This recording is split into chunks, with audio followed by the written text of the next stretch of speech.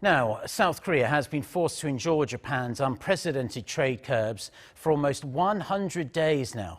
Tokyo's decision and subsequent countermeasures by Seoul have seen bilateral ties sour to levels not seen in many years, and there's no end in sight either. Since Friday will mark the 100th day of these curbs, we thought we'd take a look at how local consumers here in South Korea have been responding to Japan's efforts to really turn the screws on the South Korean economy, which is already going through a rather hard time. Bo-kyoung reports.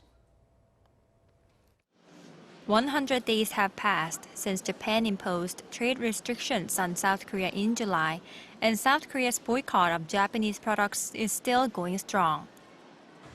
This street outside Gangnam station is one of the busiest streets in Seoul. But despite the number of people passing by, the inside of this Japanese brand shop looks rather quiet. Japanese clothing brand Uniqlo saw its sales decline in July by around 70% compared to June, according to an analysis of 8 credit card companies. Japan's trade retaliation and economic restrictions triggered me not to buy products related to Japan.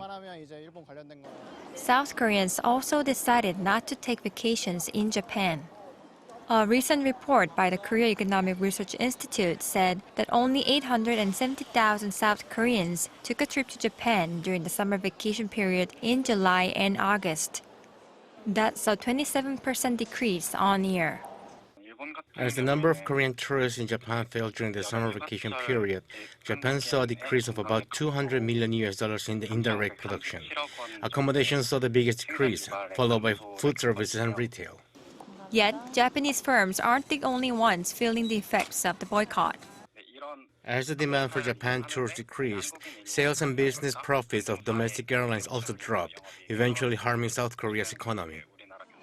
Thus, some people are saying Seoul has to improve ties with Japan by having talks for Seoul's own sake. The current economic situation isn't very good, so I wish we could talk this out, trying to pursue what's good for our nation.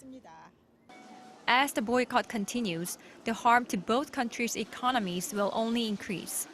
Bo-kyoung, Arirang News.